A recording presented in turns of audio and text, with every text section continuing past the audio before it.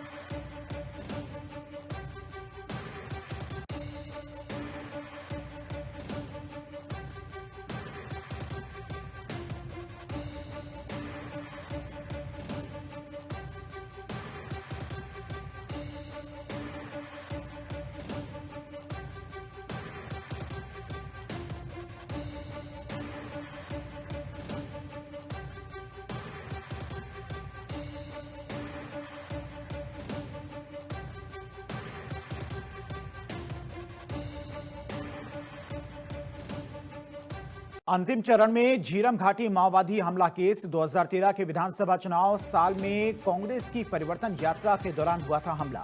झीरम घाटी में माओवादी हमले में 28 नेताओं की मौत हो गई थी। रायपुर से लगभग 350 किलोमीटर दूर दक्षिणी बस्तर की झीरम घाटी में 25 मई 2013 को हमला हुआ था। छत्तीसगढ़ कांग्रेस की कई बड़े नेताओं की हत्या वाली इस घटना को देश की सबसे बड़ी राजनीतिक हत्या माना जाता है। हमले का रहस्य आज भी पूरी तरह से सुलझ नहीं पाया है। कई सालों की कानूनी सुनवाई के बाद केस अब निर्णायक मोड़ पर पहुंच गया। सूत्रों के मुताबिक 10 अगस्त को आखिरी बहस होने की उम्मीद है। फिलहाल 11 आरोपियों के खिलाफ सुनवाई चल रही है, जिनमें से एक की सुनवाई के दौरान मौत हो चुकी है। अभियोजन पक्ष ने कोर्ट में 101 गवाहों के बयान और अहम दस्तावेजी सबूत पेश किए हैं। 10 अगस्त की आखिरी सुनवाई के लिए अभियोजन और बचाव दोनों पक्ष पूरी तरह से तैयार हैं। बहस पूरी होने के बाद कोर्ट फैसला सुरक्षित रख सकता है या सुनाने के लिए तारीख तय कर सकता है।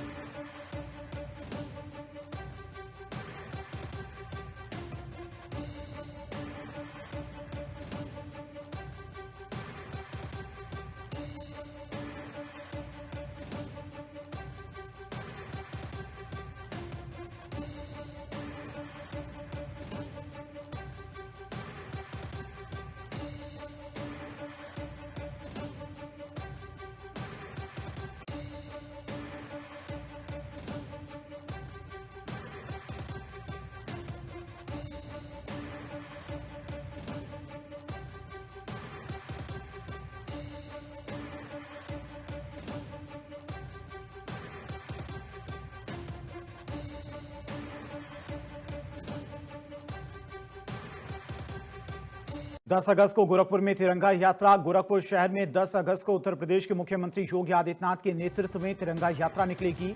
नगर निगम परिसर स्थित रानी लक्ष्मीबाई की प्रतिमा से शुरू होकर रेलवे स्टेशन चौक स्थित महाराणा प्रताप की प्रतिमा तक जाएगी तिरंगा यात्रा। तिरंगा यात्रा के माध्यम से मुख्यमंत्री योगी आदित्यनाथ प्रदेशवासियों से अपने अपने घरों पर राष्ट्रीय ध्वज फहराने का आह्वान करेंगे। प्रदेश सरकार ने इस साल हर घर तिरंगा अभियान के तहत उत्तर प्रदेश के 5 करोड़ घरों पर राष्ट्रीय ध्वज फहराने का लक्ष्य निर्धारित किया है।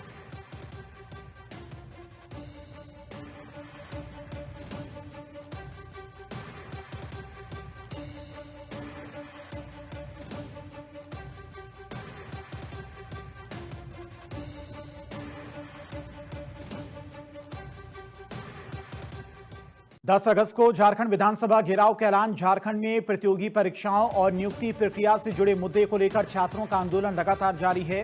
प्रदर्शन कर रहे छात्रों ने 10 अगस्त को विधानसभा घेराव का ऐलान किया है। आंदोलनकारी छात्रों ने राज्य के सभी जिलों के छात्र छात्राओं और अभिभावकों से रांची कूच करने की अपील की है। आंदोलनकारियों ने दावा किया कि 10 अगस्त को रांची पहुंचने वाले छात्रों को प्रशासन की ओर से रोका जा सकता है। जारी संदेश में कहा गया कि आंदोलन की शुरुआत के दिन हजारीबाग से आने वाली 10 से अधिक बसों को भी रोके जाने का दावा किया गया था। रांची में जेपीएससी जेएसएससी रिफॉर्म मंच के बैनर तले आंदोलन कर रहे छात्रों ने कहा कि उनकी मांगों को नजरअंदाज किया जा रहा है।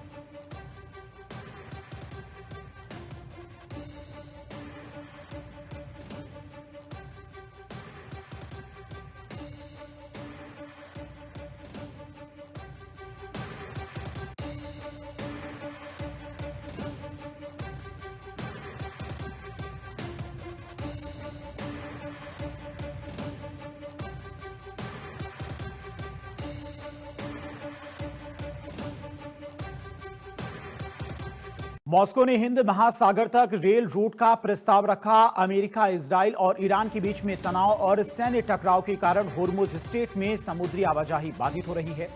रूस एक बड़े रेल रूट पर विचार कर रहा है जो उसे हिंद महासागर और भारत से जोड़ेगा। मॉस्को बोस्फोरस और होर्मुज जैसे अहम समुद्री मार्ग के जोखिमों के चलते वैकल्पिक व्यापारिक रास्ते तलाश रहा है। रूस के उप प्रधानमंत्री मरात खुसनुलिन ने कहा कि हिंद महासागर तक रेल लिंक की संभावना की जांच की जानी चाहिए। रास्ता तुर्कमेनिस्तान, ईरान, अफगानिस्तान और पाकिस्तान से होकर गुजर सकता है।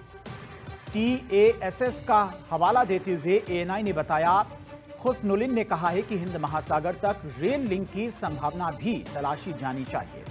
बोस्फोरस और होर्मुज के जोखिमों के कारण वैकल्पिक रास्तों की जरूरत पड़ सकती है। उन्होंने स्पष्ट किया कि भारत तक पहुंचने वाला कोई भी विकल्प स्वीकार्य है। ये प्रस्ताव होर्मुज स्ट्रेट में बढ़ती रुकावटों के बीच आया है। 28 फरवरी को ईरान के खिलाफ संयुक्त सैन्य हमले हुए, जिसमें तेहरान समेत प्रमुख शहरों को निशाना बनाया गया। जवाब में ईरान के IRGC ने बहरीन, जॉर्डन, इराक और कतर के अलावा कुवैत, UAE और सऊदी अरब में इजरायली और अमेरिकी ठिकानों पर मिसाइल ड्रोन हमले किए। तेहरान ने अमेरिका, इजराइल और सहयोगी देशों से जुड़े जहाजों की होर्मुज में नाकेबंदी की घोषणा की।